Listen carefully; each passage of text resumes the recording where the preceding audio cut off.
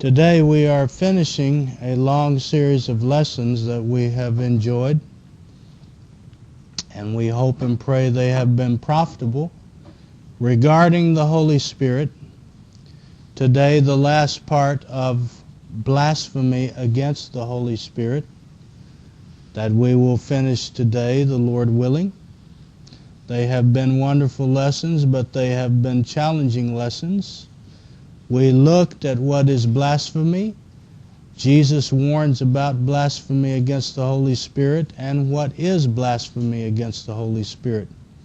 But we have a couple of more points in mind to finish the lesson before we're done. What is blasphemy against the Holy Spirit? Jesus had cast out demons by the Holy Spirit. Specifically, a man who was both blind and mute because of the demon that possessed him. Jesus' enemies accused him of casting out demons by Satan. Not by the Holy Spirit, but by the power of Satan.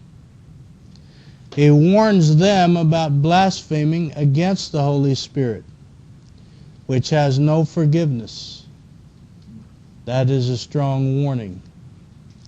Due to their hatred of Jesus, they denied his miracles, that they came from the Holy Spirit, were aided by the Holy Spirit, and attributed them to Satan. And what we see is if they continued to speak evil of the Holy Spirit, and that's what blasphemy is involved, defying openly the commands of God and speaking evil against God and encouraging others to reject him. If they continued to speak evil of the Holy Spirit, to blaspheme, and reject the only evidence he provides to convince men to turn from their sins to the gospel, then they would have no hope of turning back to God. That is Jesus' warning. Not only is blasphemy of the Holy Spirit speaking evil against the Holy Spirit, but it's rejecting all that the Spirit provides to turn the person away from sin and to a loving, merciful, just God. Therefore, blaspheming against the Holy Spirit, it's a continual sin. It's where we knowingly speak evil things against him. We reject all evidence that he provides, and we encourage others to reject him. So you see, blasphemy against the Holy Spirit is more than just saying something regarding the Holy Spirit. It is a defiant attitude against obeying God and a rejection of all the gospel. So that gives us an idea of why Jesus said there is no forgiveness for this sin, does it not? Why did Jesus say this sin will not be forgiven? That's what he said, Mark 3. Mark chapter 3, verse 28. Truly I say to you, all sins shall be forgiven the sons of men, and whatever blasphemies they utter. But whoever blasphemes against the Holy Spirit never has forgiveness, but is guilty of an eternal sin, because they were saying he has an unclean spirit. So Jesus said they never have forgiveness. Why did he say that? Why did Jesus say that this sin, blasphemy against the Spirit, will not be forgiven? Because Jesus said it in this way, many have concluded that this is the unpardonable sin, this blasphemy against the Holy Spirit, a sin which cannot be forgiven. But is that what Jesus is saying? Why will this sin not be forgiven? Is God unwilling to forgive that one sin even if someone repents? Is that what we're to believe? Or will he not forgive this sin because those who continue in it will not choose to repent of it? I take the latter view. That blasphemy of the Holy Spirit is of such a nature that those who are continuing in it are not going to seek repentance. They have knowingly and continue to knowingly reject the Holy Spirit and the evidence that He brings through the written gospel and the miracles that were done by Jesus and the apostles. That is all rejected, and they continue to slander Him and to speak out against God, knowing what has already been given in the gospel, but rejecting it. Rejecting it and defying God.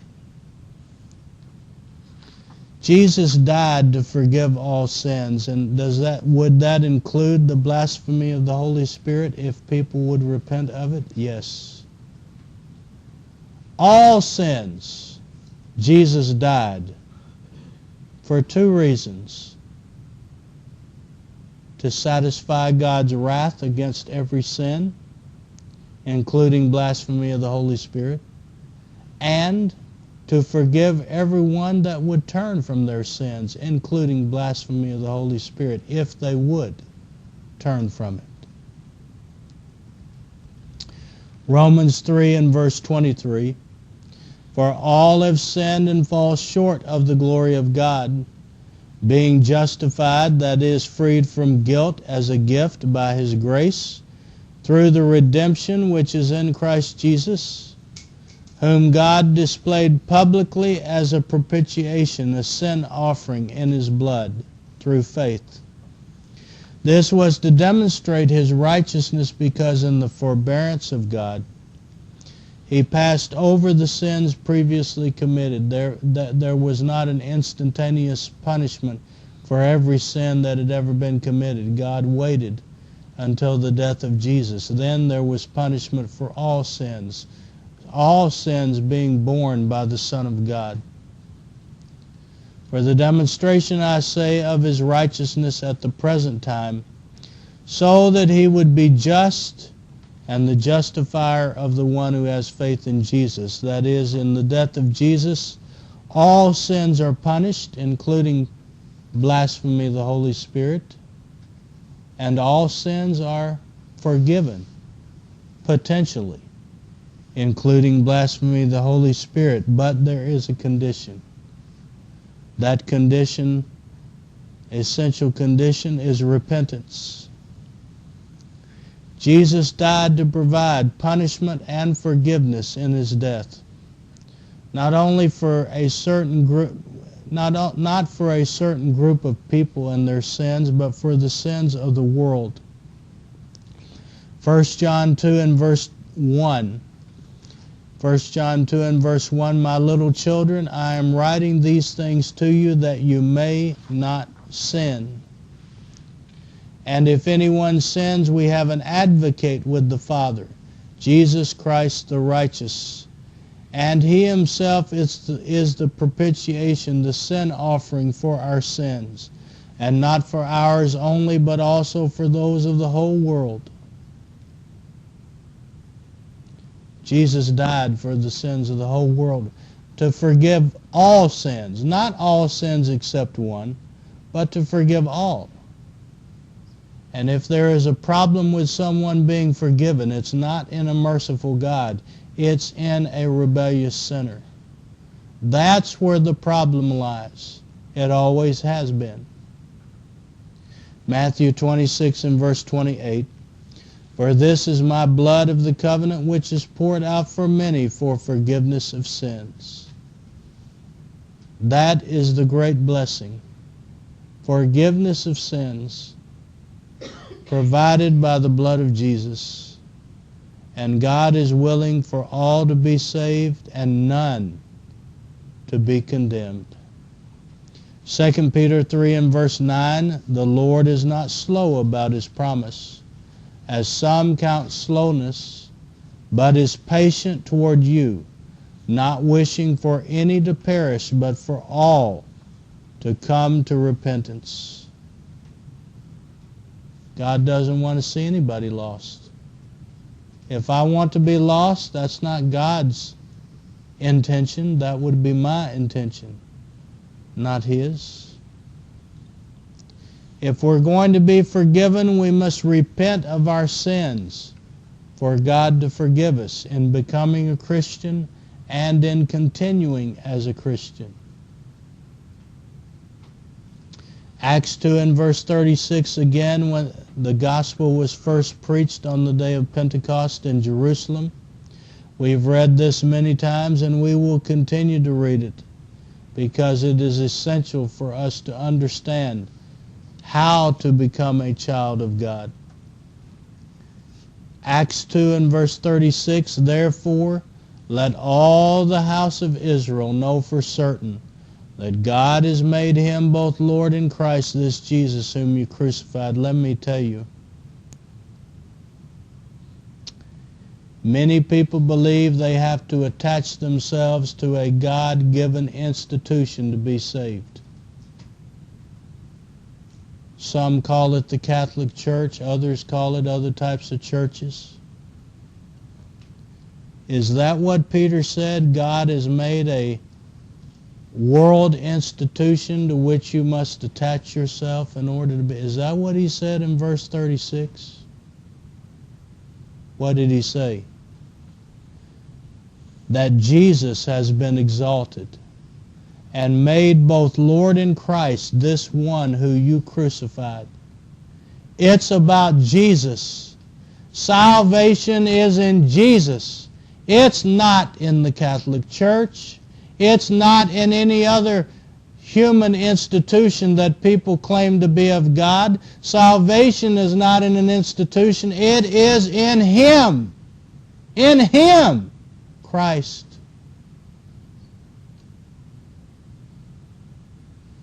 He died for yours and my sins and every individual in this world. So I must be connected to Christ. It is Christ who saves, not an institution that saves.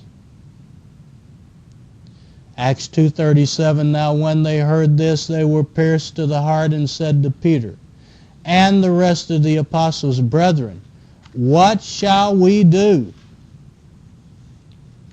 Then Peter responded, not with a command to say the sinner's prayer. So Billy Graham, every person Billy Graham ever, and his son, and all the Baptist preachers in the world, and anybody else who believes in the sinner's prayer, everybody that ever told anybody to say the sinner's prayer to be saved has not helped anyone be saved. Did Peter say this prayer, pray this prayer after me when they said, what shall we do? No. Peter said to them, repent. Change your mind about your sins, seeing that you're sorrowful, knowing that they're wrong. Change your mind and turn to God. And each of you be baptized, immersed in water, in the name of Jesus Christ for the forgiveness of your sins. And you will receive the gift of the Holy Spirit, that pronouncement of salvation by His grace, that you have been cleared from guilt, that you're no longer condemned. Because you see what it comes down to? It's either me or Jesus. If Jesus is exalted at the right hand of God, and He is after dying for my sins, and I continue in my sins, then I am saying, I reject the punishment that Jesus bore for my sins. I reject the salvation that Jesus offers to forgive me of my sins. I will bear the punishment of my sins. That's not how we will be forgiven. We must repent and be baptized for the forgiveness of our sins to become a Christian. And then after we become a Christian, as we stumble and go into sin from time to time, we must continue to repent, change our minds about our sins, and pray, not to be baptized again, but to pray this time as erring children of God and have others pray with us regarding those sins. Acts 8 and verse 18, now when Simon saw that the Spirit was bestowed through the laying on of the apostles' hands, this Simon who had been baptized, who had become a child of God, he offered them money because he wanted to buy this ability to give people miraculous powers. He had been a magician. He had deceived people. Now he wanted the real thing. Saying, give me this authority, give this authority to me as well, so that everyone on whom I lay my hands may receive the Holy Spirit. But Peter said to him, this is a Christian that Peter is speaking to, may your silver perish with you, because you thought you could obtain the gift of God with money. You thought you could obtain the gift of God with money.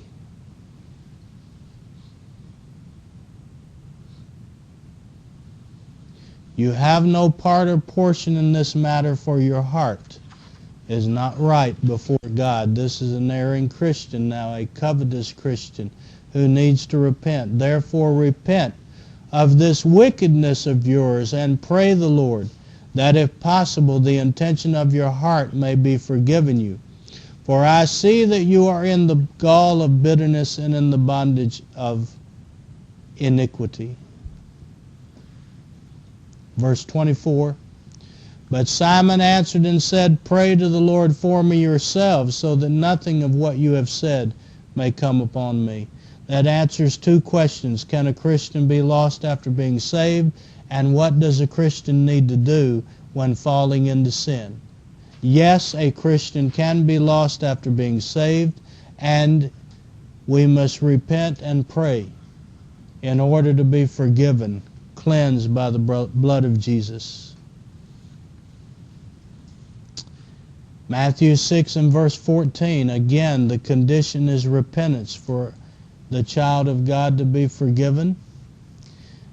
Matthew 6 and verse 14, for if you forgive others for their transgressions, your heavenly Father will also forgive you.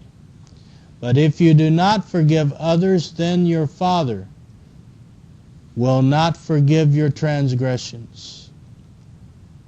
Luke 17 and verse 3, be on your guard. If your brother sins, rebuke him. And if he repents, forgive him. We are to forgive those who sin against us upon the condition of repentance, whether we can actually know that or not. But to the extent that we can know it, we are to forgive them, and God will forgive us. God will forgive us. If we do not repent, we cannot be forgiven. 1 John chapter 5 and verse 16, if anyone sees his brother committing a sin not leading to death, he shall ask, and God will for him give life to those who commit sin not leading to death. There is a sin leading to death. I do not say that he should make request for this. All unrighteousness is sin, and there is a sin not leading to death. So John makes it clear that the sin that we are unwilling to repent of is the sin that leads to death. That would include blasphemy against the Holy Spirit. That would include that as well. We just get so far into sin that we're not willing to repent.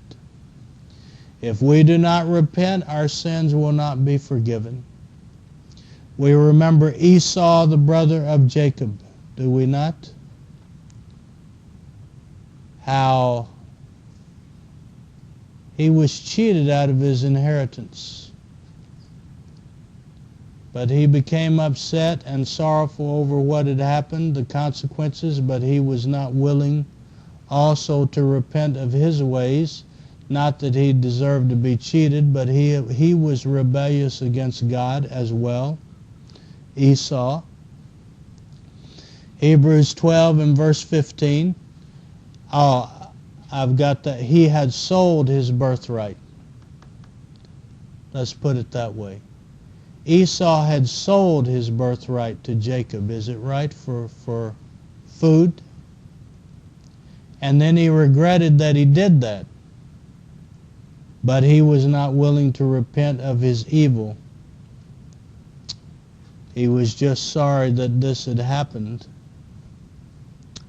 Hebrews 12 and verse 15, see to it that no one comes short of the grace of God, that no root of bitterness springing up causes trouble, and by it many be defiled, that there be no immoral or godless person like Esau, who sold his own birthright for a single meal. For you know that even afterward he desired to inherit the blessing. He was rejected, for he found no place for repentance, though he sought for it with tears. But it wasn't the type of repentance that would bring forth forgiveness. It was just a bitter regret that Esau had. That's why he mentions bitterness in the same passage. Bitter regret.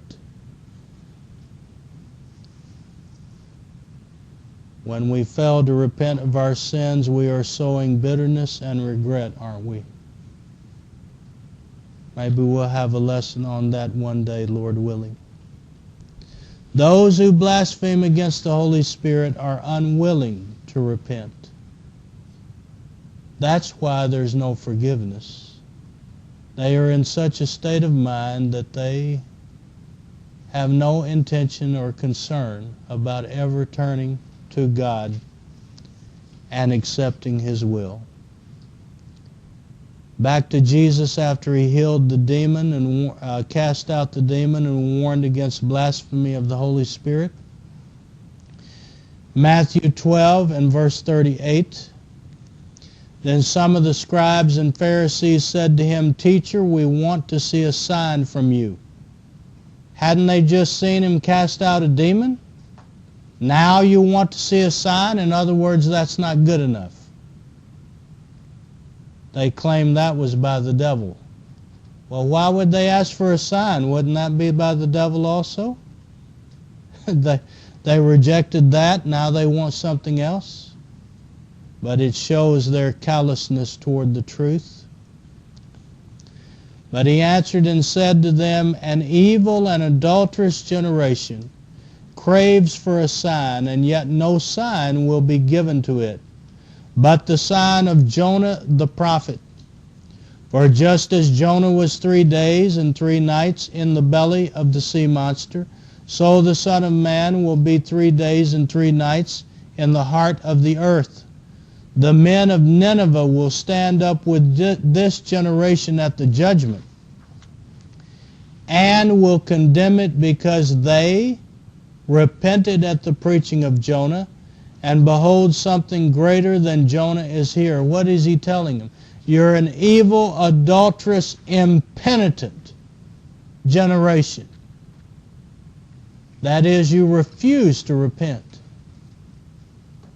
The people of Nineveh repented at the preaching of Jonah, but here I'm showing you this, and I will be raised from the dead.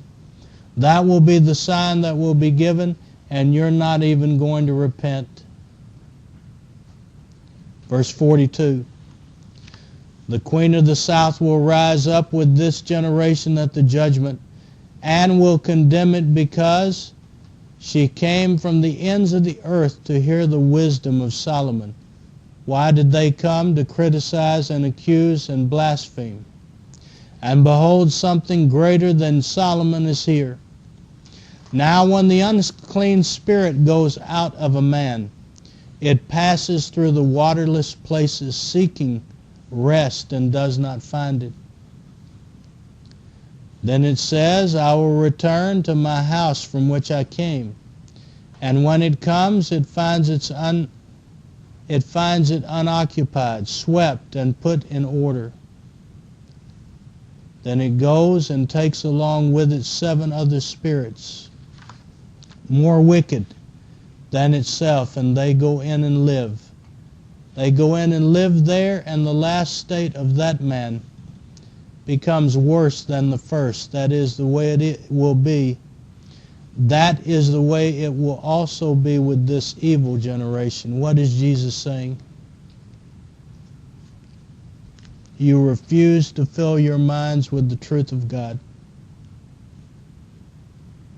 Therefore, Satan will fill that vacuum with his lies and deceit to such a level that even though you know the truth of God, even though you see the truth of God, it's right in front of you. Your minds will be filled with more and more evil so that your last state will be worse than the first. Why is that the case? Because you knew better. Not only because you knew better, but you're never going to turn. You will not turn. You will not turn to God. Can we go too far into sin so we remain unwilling to repent? Absolutely.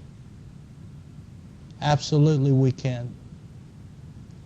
To blaspheme against the Holy Spirit means we continue to speak against and reject all evidence He provides to turn us from our sins to God's mercy. The Bible is not the Word of God. The miracles don't exist. They don't mean anything. Jesus is not the Son of God. On and on it goes. This should serve as a warning to us that if we continually, willingly, knowingly sin, we can reach that point where it's going to be impossible for us to repent and come back to the Lord. How do I know that? Not only by what Jesus said about the Holy Spirit, blasphemy against the Holy Spirit having no forgiveness, but by a couple of other passages that we'll close our lesson with. We'll begin to close our lesson with now. Hebrews chapter 6 and verse 4. Hebrews 6 and verse 4. For in the case of those who have once been enlightened and have tasted of the heavenly gift and have been made partakers of the Holy Spirit, is that those who are Christians, who have become Christians? It is. And have tasted the good word of God and the powers of the age to come, and they have fallen away. In other words, they've gone back into the world of sin. It is impossible to renew them again to repentance, since they again crucify to themselves the Son of God and put Him to open shame. In other words, they're turning their backs on the very things that are needed for their hearts to be touched. That is the sacrifice of Jesus. It doesn't mean anything. That's why it should scare us if we have been a Christian for a period of time, maybe some of us for years, and then if we go off into sin, we're in grave danger because we know better. We know better about those things, and our hearts can become so hardened and defiant against God that our last state will become worse than the first. Hebrews 10 and verse 26, along the same line. Hebrews 10 and verse 26, for if we go on sinning, he's talking to Christians, if we go on sinning willfully after receiving the knowledge of the truth, there no longer remains a sacrifice for sins, but a terrifying expectation of judgment and the fury of a fire which will consume the adversaries. Anyone who has set aside the law of Moses dies without mercy on the testimony of 2 or 3 witnesses. Then verse 29, how much severer punishment do you think he will deserve, who has trampled underfoot the Son of God, and has regarded as unclean the blood of the covenant, by which he was sanctified, and has insulted the Spirit of grace. That's why we encourage Christians to be active. We encourage each other to be as active as we can be, not slothful, not half-heartedly attending service, not just intentionally missing service, not having just a light interest in those things that are that are the Christian life. The reason is because Satan fills that vacuum of apathy, don't you see? Satan fills that. He fills it with evil so that we become hardened against God to the point where we get stuck. And we can get stuck to where we don't turn away. The vacuum will be filled. It will be. If we're not filling our lives up with God, it will be filled with Satan. There's just no question. 2 Peter 2 and verse 20 as we draw our lesson to a close. 2 Peter 2 and verse 20 again, for if, talking about Christians falling away, for if after they have escaped the defilements of the world by the knowledge of the Lord and Savior Jesus Christ, that's those who became Christians, is it not? They are again entangled. And entangled, we know, deeply entangled in them and are overcome. The last state has become worse for them than the first. Why is that the case? Because we know better. We know better, and we have allowed our hearts to be filled with these things to such an extent that we have no interest in turning back to God. Have no interest.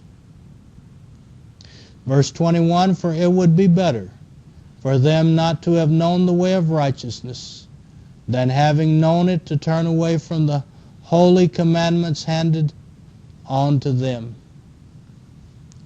It has happened to them according to the true proverb, a dog returns to its own vomit, and a sow after washing returns to wallowing in the mire. That's what he's saying. The last state is worse than the first, is he not? That's what he's saying.